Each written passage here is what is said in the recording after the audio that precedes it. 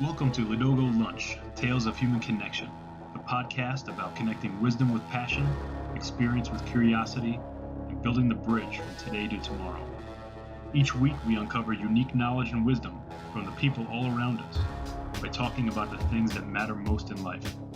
Be prepared to be inspired and get energized by the power of human connection with me, your host, Matt Huxley.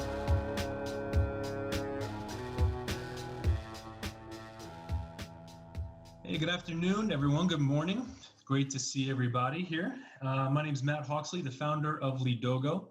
We're a company that's focused on human connection, and we try to bring together wisdom with passion, experience with curiosity, and be the ones that build the bridge from today to tomorrow. So thanks for joining us on our lunchtime podcast. We've got a great panel today.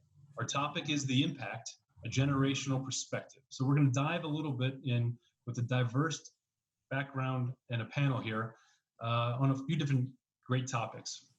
So right now we're all experiencing COVID-19, and it's been challenging, but the impact for each one of us has been different across individuals, across groups, societies, regions.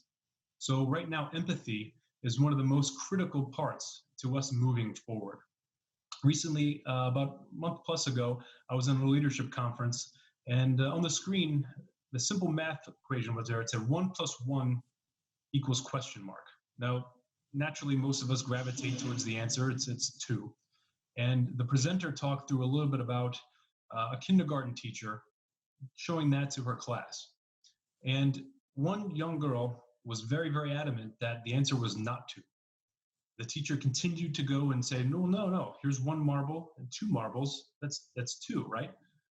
After much discussion, she acquiesced and said, yes, I see that, but actually, I believe it's 3.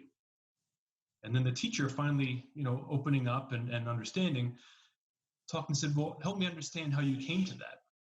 And she said, well, my mom and my dad, and now me, that equals 3. So really, how we look at things, how we experience things is all different. So it's really, really required of us right now to open our minds and see things from a different side. So today we've got a great panel across all generations, and we're going to see and hear about some of the different perspectives that they have. So our objective today is quite simple. We're going to talk about how we're feeling, how we're experiencing this. We're also going to talk about what we think the world might look like in the future as we move through this COVID-19 pandemic. And then also find ways that we can come together and unite as a community as we move forward to innovate our future. So let's meet the panel. I'm excited to introduce everybody here. So we've got Mr. Alian Khan. Good to see you. You too, Matt. Alian is a student entrepreneur at Queen's University in Kingston, Ontario. He's also the founder of the Positivity Project. It's a great company. It's also digitizing basically the thank you card. So he's been doing a great job with that, and we're glad to have you. Thank you. Also, we've got Inang Uko. She's hailing from Toronto area, originally from Nigeria. Good to see you. Hi. She is the Senior Associate of Client Engagement at Brand Active, and also one of the main voices and great activists of human connection in the Toronto area. Welcome aboard. Thanks, Matt. We got Brian Bliven from Columbia, Missouri. He is the CIO of MU Healthcare, also the VP of the Tiger Institute of Health Innovation. Great to see you, Brian. Hey, Matt. Good to see you. And lastly, Donna Nellam, hailing from the Kingston, Ontario area as well, the Chief Strategy Officer at Fractal, one of the more innovative shared workspaces in North America, and also an author and speaker to boot. So great to see you, Donna. Good to be here.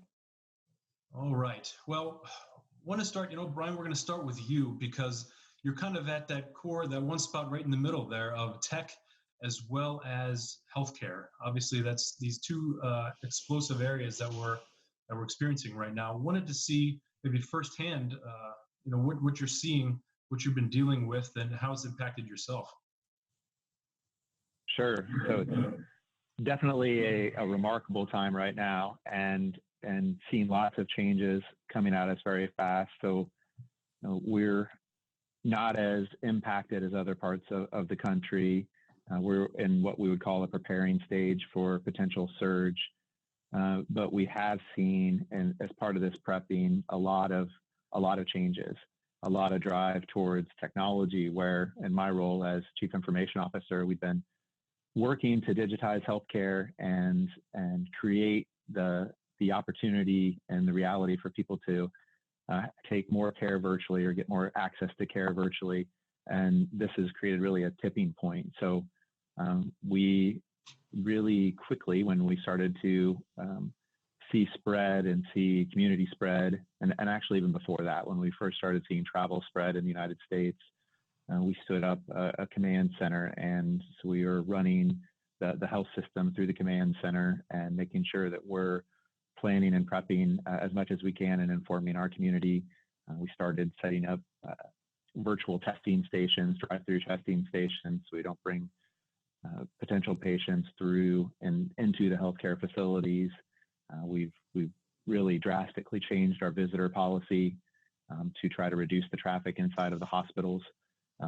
And we've driven a lot of our clinic appointments virtually. And that's something that we saw really just a drastic shift, use of Zoom and other technologies to try to still maintain patient appointments, but do it virtually so we don't have to have folks coming in. We want to ensure that people are getting the care that they need to keep them out of the hospitals. We're trying to really reduce census, so eliminating a lot of elective procedures and trying to keep space right now as we're preparing for potential surge. And it's caused a change in our workforce. So a lot of the IT functions can be done remotely, and so we've moved people off site, and just like a lot of organizations. And then that's juxtaposed with some of our clinical engineering and our device technicians that are required to be on site to help the healthcare system continue to function. So having those two different diverse workforces working alongside with the clinical folks on the inpatient, and then some people learning how to work remotely and respond in a crisis management situation. And how have people responded so far to the drastic changes from what you've seen? From both maybe like even a work side as well as the care side as well.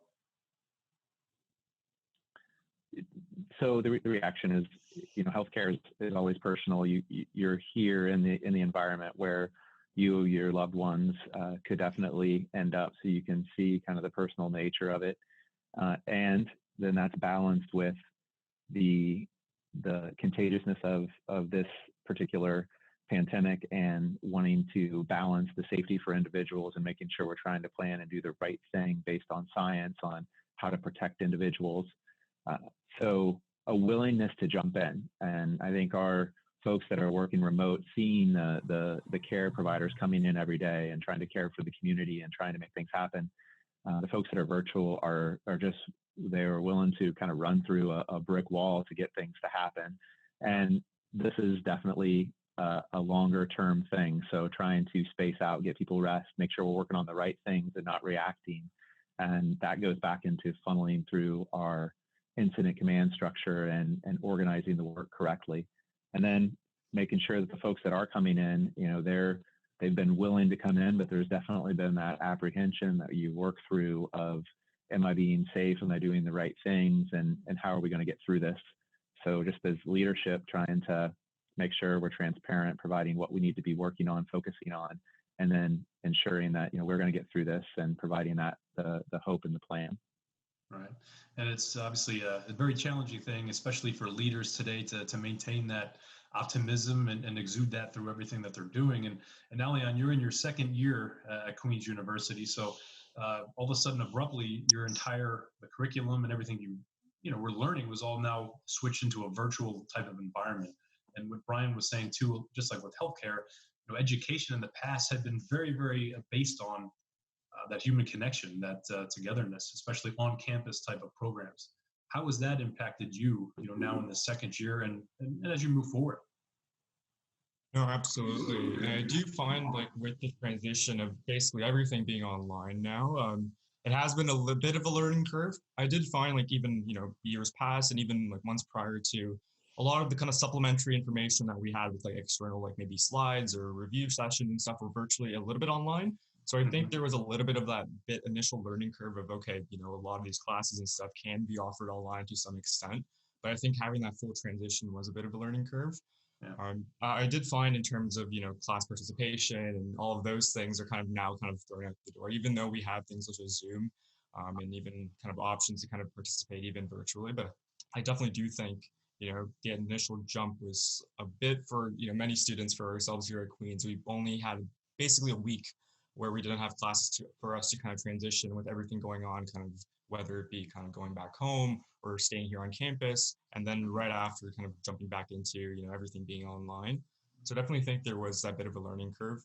But I do find with myself, like being an entrepreneur, it's in a way kind of like that perfect opportunity. Because I do find, like, for myself, most days, even with in-class, classes, etc., I often do try to find those moments of how I can kind of set my own schedule based on things I have to go about each day. So I do find with now the online classes, with most of them kind of being recorded, I think there's a lot of opportunity for myself or others who have maybe their ideas or projects that they really want to work on, or they can kind of set their own schedules. So I do think there's a lot of growth and potential for kind of, topics, not only with the future of education, but even with, projects or even ideas for growth that can really push forward. Yeah, there's definitely opportunity in any type of crisis or situation. I think an article recently, Donna had pointed out about, called The Coronation. I think in the sense it's actually just exactly that. It's an opportunity for resilience and growth and change. So a lot of things have changed for us. I mean, even our values, we may be getting back to the core. So, and Nang, Donna, where have you seen recent shifts really with regards to maybe your values? We're now confined to our homes, maybe even more talking to our families. Where have you seen some of that shift over the course of the past month or so for you?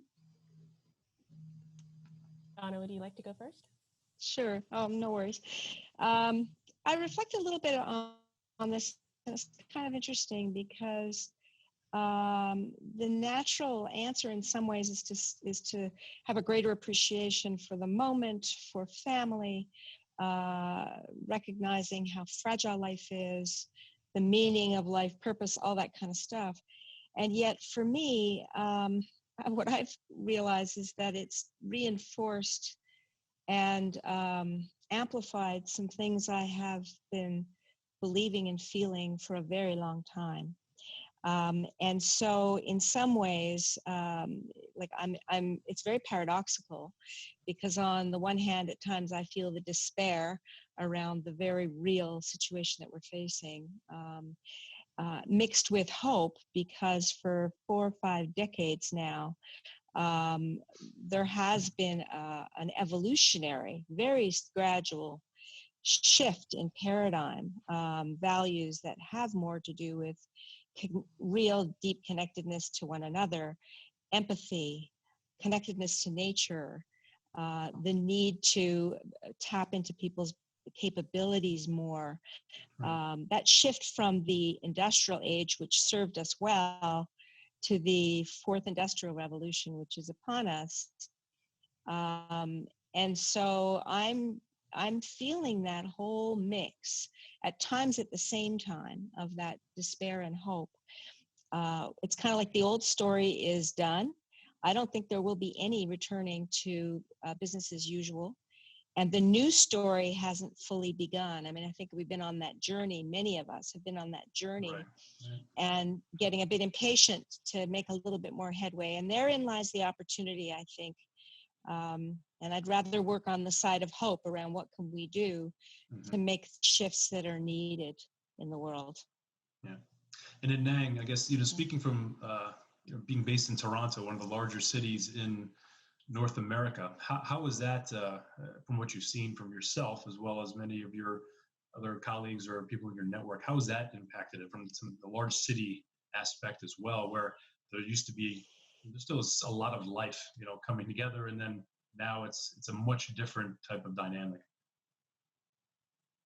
Yes, I really couldn't agree more with Donna. It's almost like we had a conversation before this started. I feel like there's definitely been something that I was thinking about even before all of this started, and how we use busyness as a tool to kind of mask our emotions and mask our fears. Like, oh, how are you doing today? Yeah, I'm super busy. That's not how you're doing. Right. And so in this time where we've kind of had to take a step back and we've been forced to strip away a lot of the busyness in our day to day, I'm finding that a lot of us are still kind of holding on to, okay, well, I'm going to work more hours because now I have time to work Right. more hours. Right. And so it's just that rationale. And again, something that Donna said that like I said, I couldn't agree more with is that juxtaposition of hope and fear. And so if we're staying in that fear-based mentality, it's very easy for us to just say, okay, let me hold on to the things I can control. Let me push forward on those things, strip away everything else. And that's definitely very heavily the way I feel about life in Toronto right now. It's very focused on, okay, everyone's just trying to keep their jobs, everyone's trying to do the very best that they can. But then there's another side to that coin, which is being hopeful and understanding that what we do in this time is going to shape the future. And so how can we refocus ourselves to really be at the forefront of what's coming after this?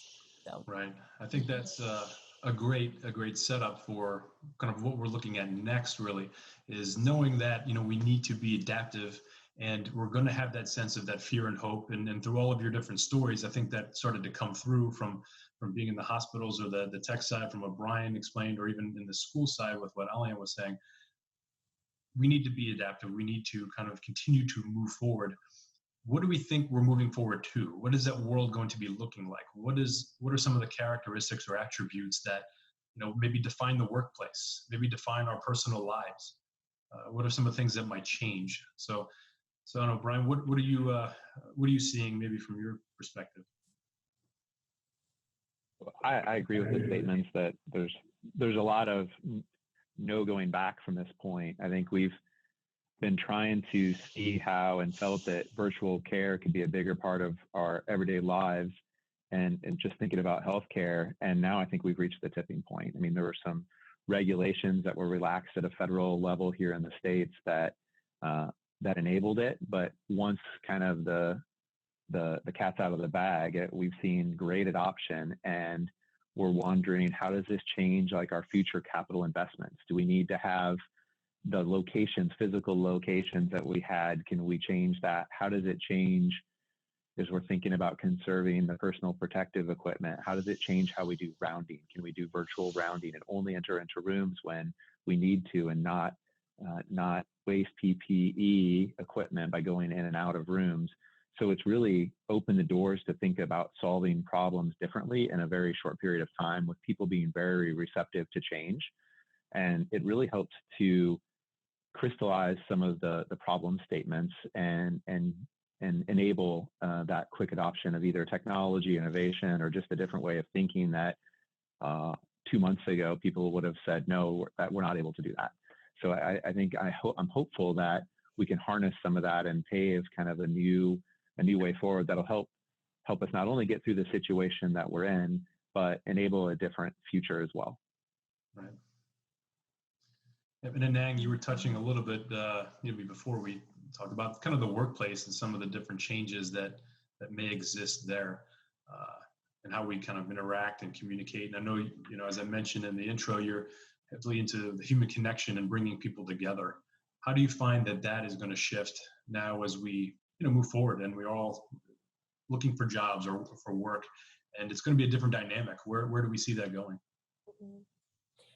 So from my perspective, I feel like there are really two options. And so, like I said, if we're focusing on the more hopeful side of things, I think that everyone's going to be very excited once this is all done to get back into community with people, to have people around them, to create more experiences where we build up our communities, and also realizing what's been lacking in this time. I definitely envision a boom in areas like events and travel and those sorts of experience-based things. Mm-hmm. But then there's the other side of things that's more fearful, and considering the impact that this is having and will continue to have on the economy where we are right now. I feel like that's where there might be some challenge in recovering from this. And so if we're looking at it from a fear-based perspective, at that point, then it's companies not necessarily willing to hire because they're trying to manage their cash flow, people slowing down on their activities because they want to just see how things play out. And so from those two ends of the spectrum, there's definitely opportunity for us to grow and pull people together even more, as long as we don't collapse into our instincts of let me protect myself and what I have currently. Just being more willing and open to community. Sure. Yeah, and then that brings up a good point as well, because right now, even with Zoom, we're connecting, we're staying there virtually together, and technology has done a great job to really link people together, I think, over the course of the past decade, but I'm not sure that it necessarily connects people. And now as we move forward into this new reality, as Brian mentioned, there's no going back. Things are going to change and we have to adapt. How do we stay connected? And Donna, Elian, coming from different ends of the generational perspective, from a baby boomer to kind of a Generation Z or Z. To whatever. Two different perspectives there. And I think, how do we stay connected, overall in these different dynamics from your guys' point of view? Absolutely, I can touch upon that first. I definitely find it kind of falls into like two fronts of connection. I think the external with those around us or friends and family, but then also one within ourselves. And on the external point, I think as Anang mentioned as well as Brian, it's the importance of kind of acknowledging those in our lives around us that play crucial factors of how we grow as individuals. Definitely for many of us that are kind of just in our homes now, and some with our families, some not with our families or friends. It really helps really show this idea of the idea of human connection. And sometimes we get swept away in our work lives or with technology and stuff. But I think being in this situation now, it really opens our eyes to really understanding that a big part of who we are as humans and how we grow as individuals, and not only just our well-being and happiness, really depends on the connections we have with those around us. So I think it's going to open up a lot more conversations about finding ways to maximize that connection. Maybe a lot of it might open up opportunities virtually too, but I definitely think in terms of like the in-person kind of connection, I think that'll open up a lot of gateways and doors of really understanding the importance of it. And I do find this moment of a lot of us kind of being at home, maybe feeling like cabin fever or stuff, to really just be with ourselves and really understand, kind of just the stuff going on in our lives right now, but then open up that conversation of, truly what is it that I value now? And I think when you're in a situation where you're literally just with yourself, even more so than maybe, going out and about, being commuting, whatever it might be, I think it'll open up a lot of discussion on kind of the individualistic side of things of, what are the true values that I really believe in, and how can I carry that forward? And I think, with everything going on, like Brian said, there is no coming back from, everything in the past. Right. But I think this will allow a lot of people to really look at themselves and see what is it truly that they really want to be doing, and maybe not so much of kind of getting swept away of, whatever it was around them in the past. Mm-hmm. Mm-hmm. Donna, anything you wanted to add on that? I think, yeah, well, on a few things so far that are kind of coming together in my own mind. We've been talking about disruption, orders of disruption. Mm-hmm. At the world level, we can take it very broadly, or we can zoom it right down, right to the personal level. We are individually being disrupted. And so some of this disruption that's been going on, where everything's been changing, there's disruption in every industry, in every sector, in every corner of the world.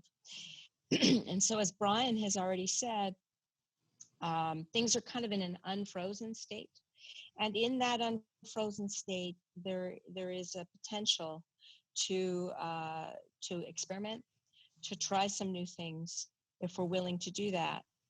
And as you've said, Aliane, it also is really important to get down to the very individual level of what's going on inside me personally.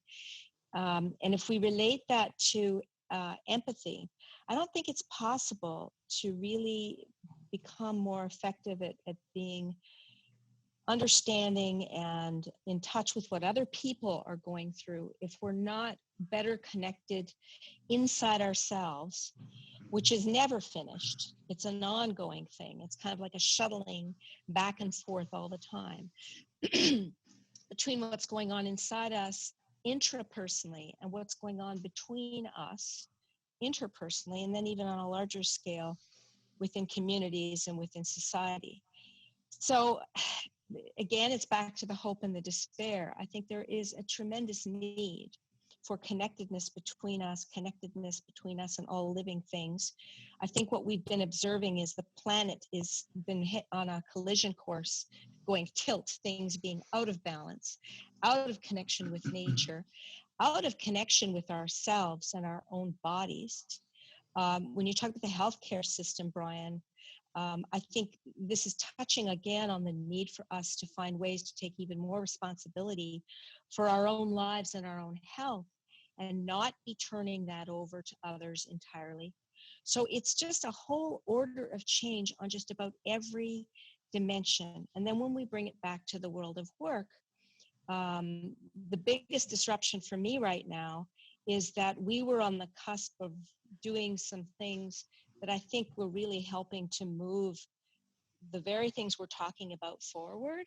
And so now we've had to kind of put the brakes and a little bit on hold, and yet trusting that when we can, we will continue to move in this very direction of all the things that we've been talking about, to give people more choices. Because I think what's happening is that, it's just as you've said, Inang, that desire to live a great life, to be our best selves, to be able to experience the world, to have flexibility in our lives and choice. And so I think what we're really all about, if we're given that option to have more choices, I think that can lead to some better things. Because being stuck in boxes that we don't belong in, whether it's the healthcare paradigm, the medical model, the work paradigm that really looks to, kind of the parent organization to tell us what to do, none of those things are working anymore. Yeah, it's a big challenge, and it's going to be a very, very different time when we come out of this here. And like what you guys have been saying as well, with hope, despair, and coming into this new, different type of mentality, that's something that I think we'll definitely need to focus on, especially if we want to continue to innovate. It's going to be very, very natural to want to come back to what was there and what was in place. Don't come back to the office, and work the same ways we were working before, same ways we were, communicating and having time with our families. How do we then change? What's the best way to maybe continue to adapt?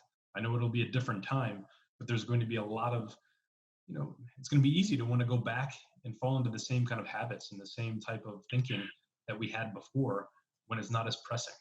When we're not maybe forced to stay at home and to reflect, like what Alian was saying, this is a great time for reflection, but are we going to do that in the future? How do we kind of overcome that hurdle, that obstacle? I mean, Alian, maybe yourself too, if you wanted to start just from a startup perspective. Yeah.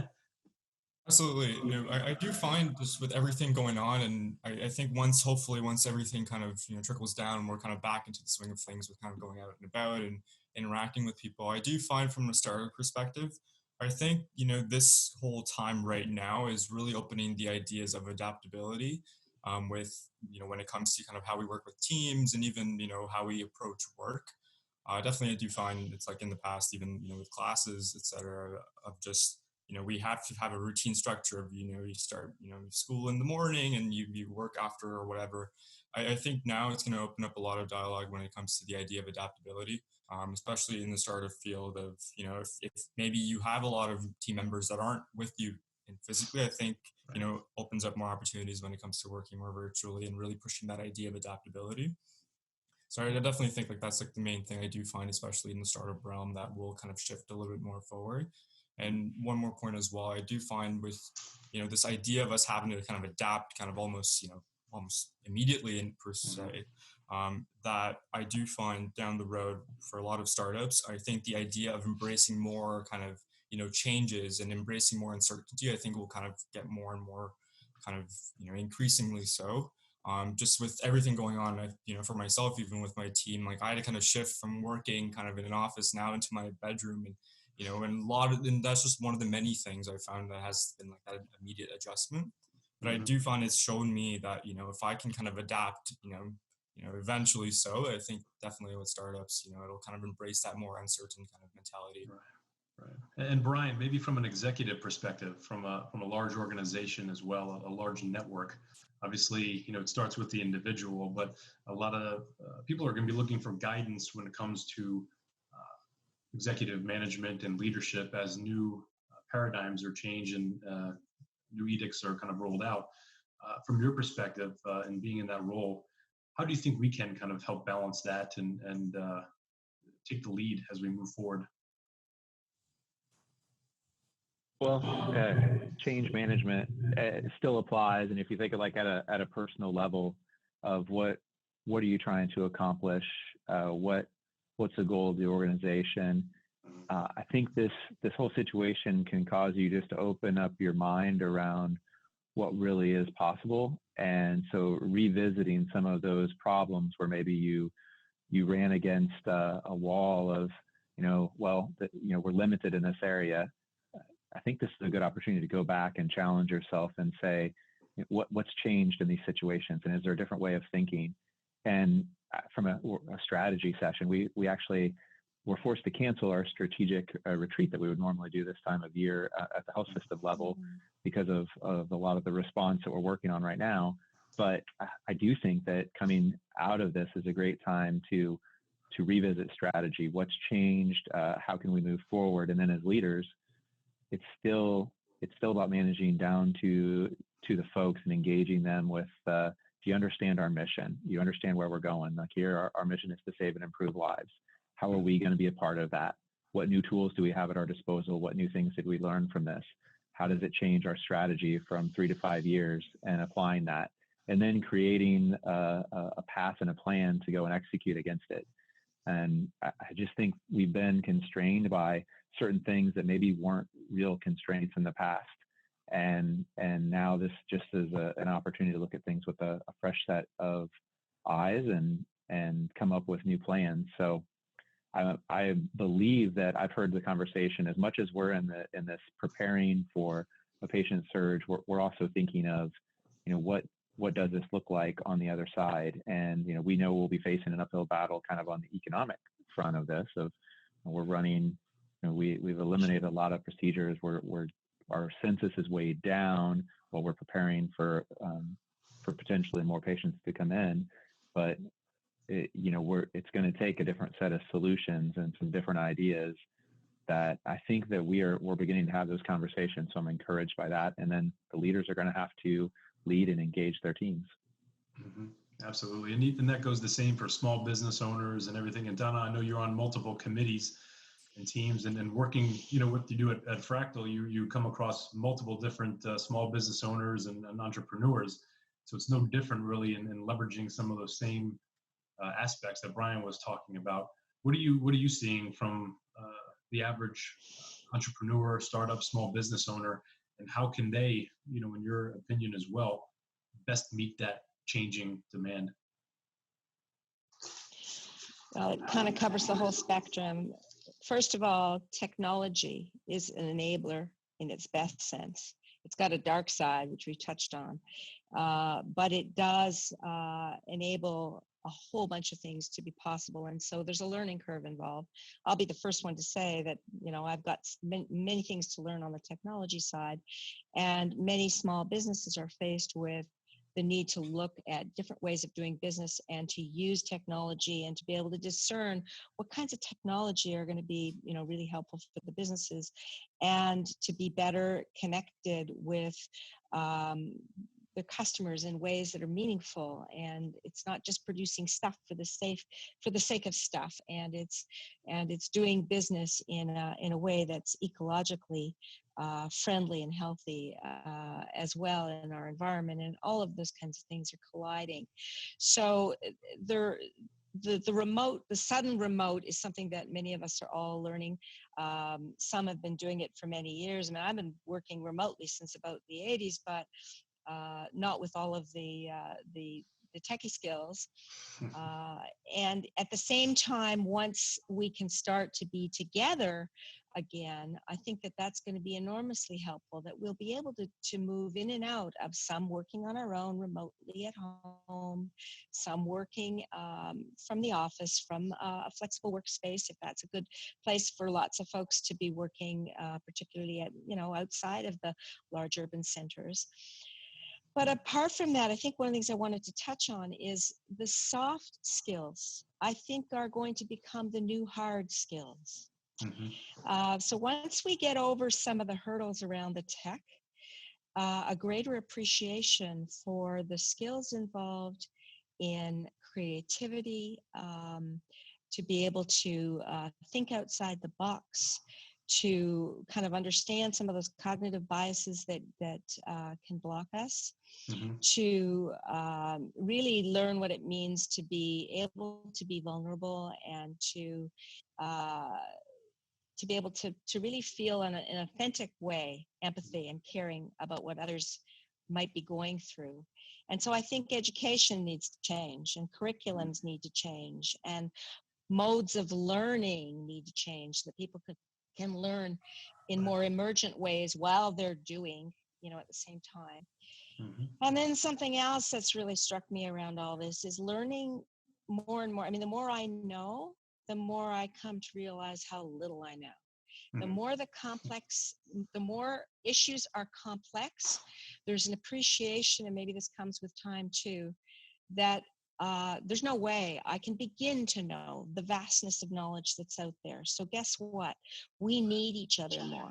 Mm-hmm. There is more of an interdependence between us, and that's where we need to break down some of those barriers and silos and artificial boundaries, so that we can come together, bring some expertise, but not expect to know. In other words, come from a place of I don't know.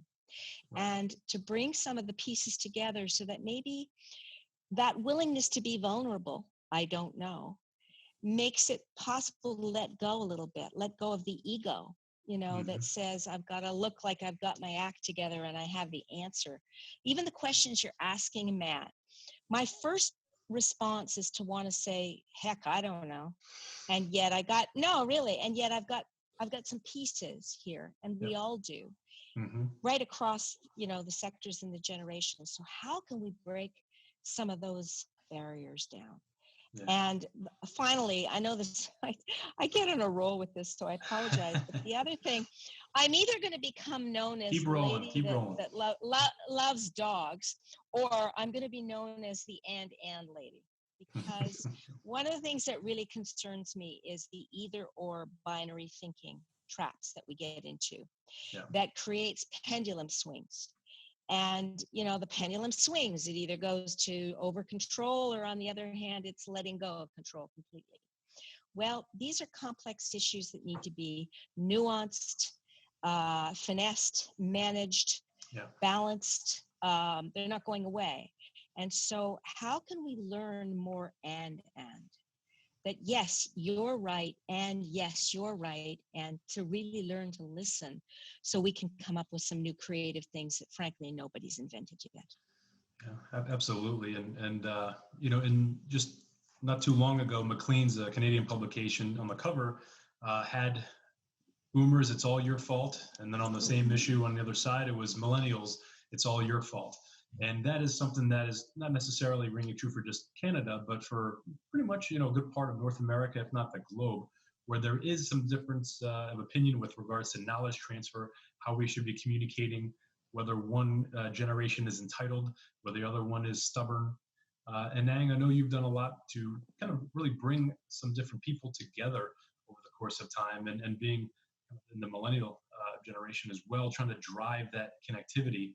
To Donna's point, with trying to overcome some of that, the gaps and the divides that we're seeing today.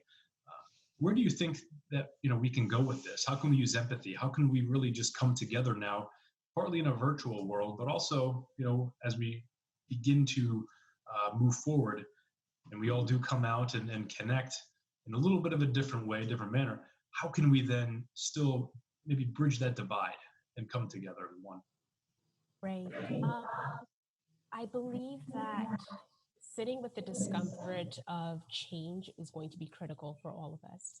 And I know like all of the panelists have touched on this in some way, shape, or form, but this is going to be an uncomfortable time. There's nothing that's convenient about this disruption. There's nothing that's convenient about this change, and none of us have the answers. And so across the board, we all have something to gain from the next person, and we need to sit with that, even if there are things that we might disagree on, their perspectives that might not align, but it's in that discomfort and it's in that disagreement that we learn and we change and we grow. And so just thinking about how we bridge the gap between generations across multiple facets of the economy or society, it's getting in those spaces again. So I was reading a book recently that was talking about how siloed we've become, and we just gravitate to people who agree with us and we're comfortable there. Mm-hmm. We can't be comfortable anymore. We can't sit with the things that make us feel right all the time.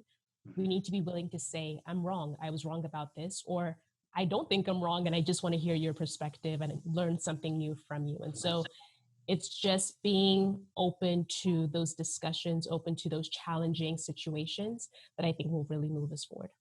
Yeah, that's good. That's great. And in the chat as well, a lot of people are kind of talking about, how do we come back from this? And are we going to be less apt to be physically interacting with each other?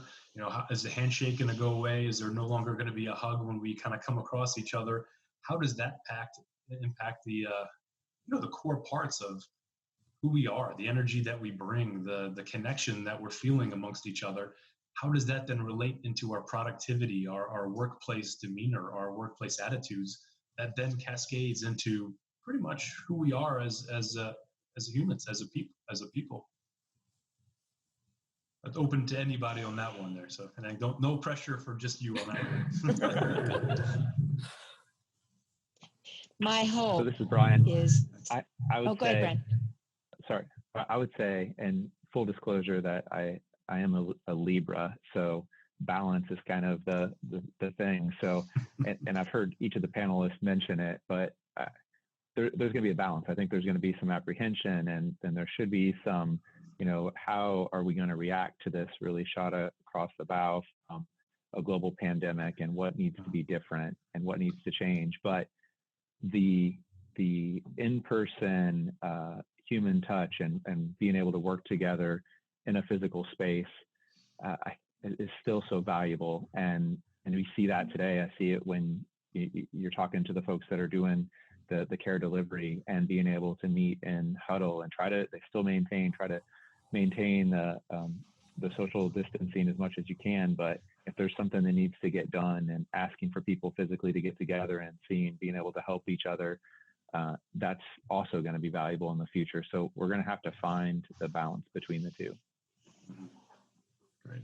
And Donna, did you want to chime in there as well? No, I like what Brian's saying, but I would absolutely. I think it's also encouraging the very kind of conversations that we're having right now on this panel. Seeing this is very unfinished and something that we take forward in all of our relationships, in all of the places where we touch down. And I think that would be our greatest hope from choosing to be part of a webinar like this. It's not like a one shot and then once and done. It's a recognition that this is something we're trying to encourage, and that there's a lot of different ways of helping. And some of it is small but important in everything we do every day. Mm-hmm. Some of it is very grassroots. Some of it's going to be large system change, like the organization you are, in a leadership role, Brian, where again, it's and people can assume leadership in any place in our society, and there's different kinds of leadership. But the leaders of large organizations have a huge role to play as well. It doesn't turn that over to everybody else. I mean, it's figuring out what the gifts differing are, and continuing this conversation and finding ways to keep it going. It is so easy for people to bounce to the surface. And I don't want to diminish the seriousness of the frontline stuff that's going on big time. And I'm not even that close to it. I mean, we're trying to do some things, as you know, Matt, in our own community, particularly on the mental health side, because we're very concerned about the fallout that this is having in what was already a fragile situation, a silent situation around mental health to some large degree that has actually just been growing exponentially. So we're very concerned about that crisis. And yet at the same time, I think what we're all talking about here is this opportunity to bring a whole new level of discussion, every opportunity that we have. And we got to meet people where we're at. We can't force it. It's not asking people to be where we might each be at any given time. And that's back to the really trying to be present, really listening, and really doing what we feel in our hearts is right in the moment and going forward from there. And my fervent hope is that we all do more of these kinds of things. Absolutely. Absolutely. Well said. And I could also jump into Donna's point as well. It's this idea where I do believe, I think this is one of the questions in the chat as well of, once everything kind of goes back to normal, are we going to be more open to speaking with individuals that we may not have known before or haven't met fully? And I am very optimistic that I think this kind of whole situation that we're all a part of will lead to more empathy and a lot more kind of that initial icebreaker of maybe discussions on, what were you doing when everything was going on? How did you survive? And kind of gaining and learning from each other. And I'm very optimistic that kind of, pushing that ego aside and things like that will happen more so. And, more discussions and the understanding that, everyone around us, regardless of who they are, where they come from, has something to teach us as individuals. And I really believe, and I'm really optimistic that that's the type of conversation and dialogues we'll be having more and more, especially with something that almost everyone is going through together. And creates that kind of, in a sense, that unity, which I think, for a long time has been kind of up in the air and, a lot of topics on, people aren't as connected as much, but now we kind of have that one thing right now where everyone is connected on that front. So definitely think, in terms of that optimistic, empathetic side of things, like that will increase definitely. Yeah, absolutely. And I think was said before, I think it was maybe Donna too, like the collective wisdom of all the groups. And, today here we do have people from all different age, brackets and demographics and everything. And it's a matter of, as we move forward, Diana, to your point as well, how can we then continue to bring in the different perspectives, the different vantage points as we build out, our new model. And too often we have good altruistic, I think, thoughts as we move into action. But sometimes we then silo ourselves with our immediate group. And right now, I think people are doing a lot to help each other out from both the mental health as well as even the social happy hours and different things that are on Zoom or other platforms that are bringing people together, even though we are socially distanced. But as we move into this different state, I think it's going to be critical, for that empathy to become on the forefront, but also to then, as we build out the constructs of the new society, let's call it, to then bring in these different perspectives from the different geographical perspectives, from the age demographics and everything, to get that wisdom all across. So, like, Donna, you were going to jump in there. Before I got my 2 cents in. I get really passionate about this stuff. I don't see any divide so much between the generations any more than I see any other of these barriers that happen. In fact, I've been really enjoying, for example, working with some students who've been helping us through placement. And I know that's one of the questions around the change in education. And I think locally there's been efforts in our local college, St. Lawrence College, for example, getting people, students out working with the business community. And I'm loving it. And I'm seeing opportunities, for example, to learn from students, from their perspective, and whether it's the technology side, and it's just a way to bring us together. I think there's a need to do more of that, to get students out of the classroom, and to find, just get creative around different ways that we can bring the talents together and to learn from one another. And I guess again, it's I recently discovered, I may have mentioned this, that I'm a neo-generalist. I didn't know that was a thing, but it explained why I was so interested in so many different fields and disciplines. And it's because it's a recognition and an admiration for some of the skill that is in other disciplines that I don't have, and so I want to learn. But we need to bring all of those disciplines together, and to be able to come up with more of an integrated answer on some of these things that we're dealing with. And so let's look for some different ways of doing that, break outside of the boxes and work at that, I guess. Mm-hmm. No, absolutely. And we had a question in there about some of the stuff with that shift in education from someone who's been over a decade in that line of work, and then also kind of trying to see how we can then support that part of the mental health and empower youth to be more innovative and empathetic. And you started to definitely touch on that part of it. And as we start to wrap up, Aliana, I wanted to maybe ask that part of it from your perspective, as someone who is actually a student, second year at this stage of the game at the university level. Where do you think we can, maybe improve or do a different type of role or a better job in supporting that part of the mental health and empowering the youth of today? Absolutely. I think one of the main takeaways for myself, even during this time, and really, having the conversation with a lot of my friends and even family members that are kind of going through the education kind of shifts right now, is the idea of self-reflection. I do find, a lot of the courses I take, or sometimes the streams that we're in with education, sometimes we like these things, but don't even truly know if they're going to be of use for us down the road, or, all those kind of questions of who we want to become as individuals. And I really believe that if we push more so in terms of activities and engagements that allow youth or individuals to really reflect, even on a day-to-day basis of, what was it today that stood out to me? Why? What didn't stand out to me?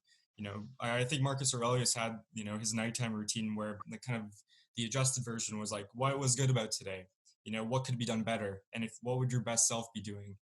And I think even now, there'll be a lot of opportunities right now where a lot of people are going to face the idea of procrastination during this time.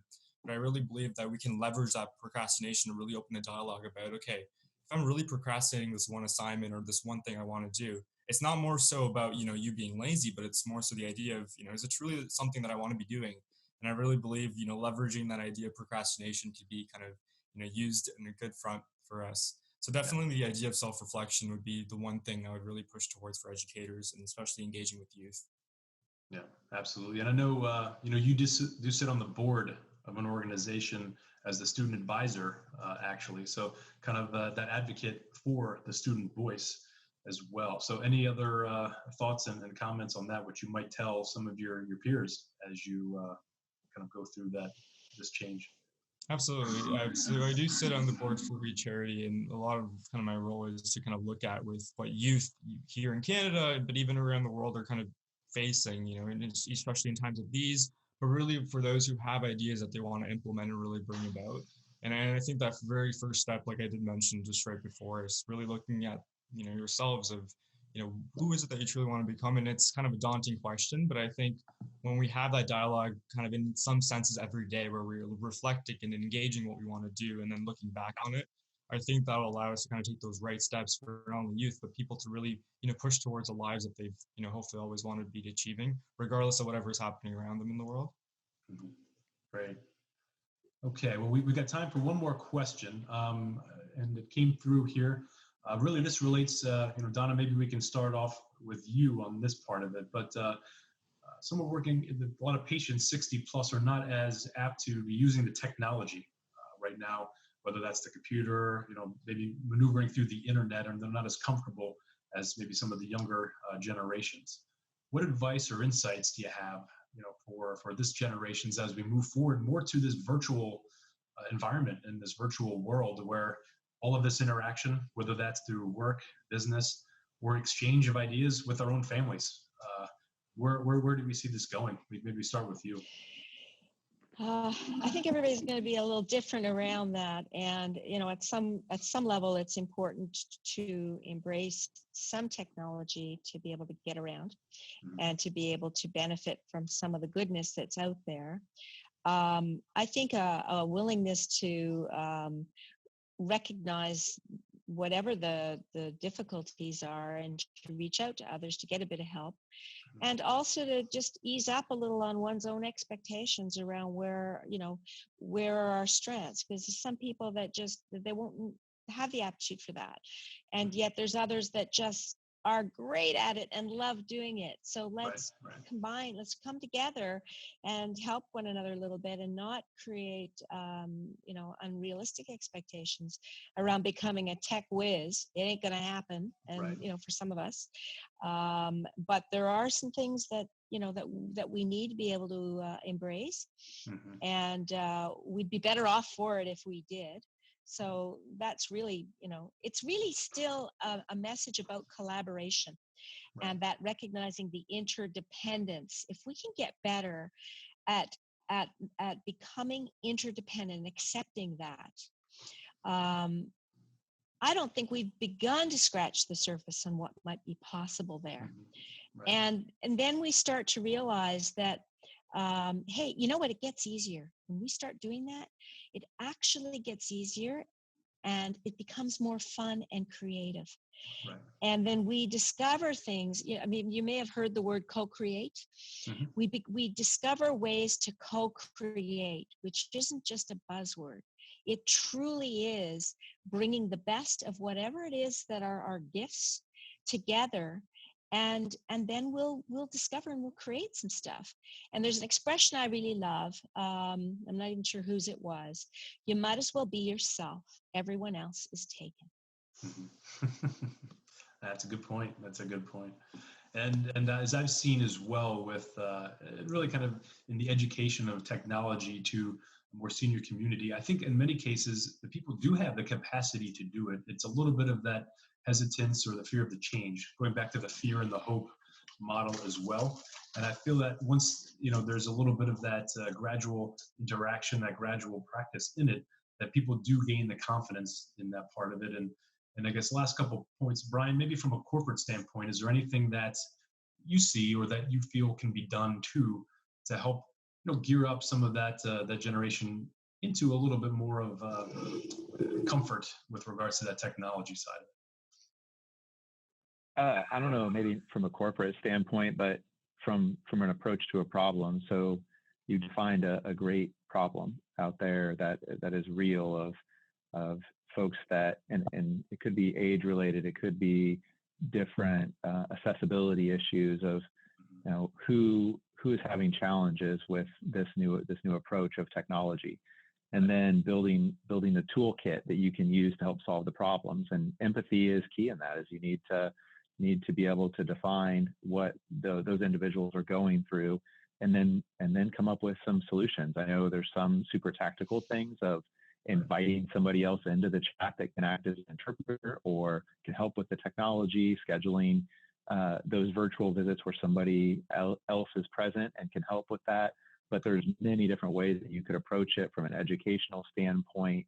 And I think just kind of building those different approaches and then following through with the options, because it is different and it is challenging for individuals for a variety of different reasons. And I think the more that you can say that I have thought of how to approach this and know that I'll be learning every day, but I'm here to want to help you, not just to make it smooth on my end of it, but to help the entire experience. And here's some of the things that we've learned, can be a super valuable approach. Thank you for that. We're just about out of time. I just want to thank the panel for the great discussion. Inang, Eliane, Donna, Brian, thank you so much for all the insight and the wisdom. It's been great speaking with you. And everyone, I think there's a lot of great takeaways. We'll be coming out with some information about that as well. But real quickly, empathy obviously is the beginning. It's one of the first core parts of it. And that is going to be helping us develop a lot of the soft skills, which are going to be some of the most important skills that we can have as we move forward in this unknown and this uncertain type of state. And then from there, we got to be adaptive. We got to be open-minded to what's about to come, be flexible, and then balance that hope and that fear. There's that positive attitude. There's going to be a little bit of that hesitance or that fear, but if we believe in ourselves, if we use our collective wisdom across all the generations, across all of the different demographics across everyone in this world that we have. Take advantage of the technology that we have today and truly connect, not just link with each other.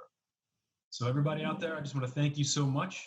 Join us next week. We have a great topic. We have a guest host, Nick O'Neill from our team. He's going to be hosting cybersecurity in the workplace. Obviously, this is crucial today since we're all probably sitting here at our home offices or in different makeshift work places. So it's going to be important as we move forward. Thanks so much for your time, and we will see you all again next week. Thanks, Matt. Take care, everybody. Thank you. Bye-bye. Thanks for joining this week on Leadogo Lunch, Tales of Human Connection.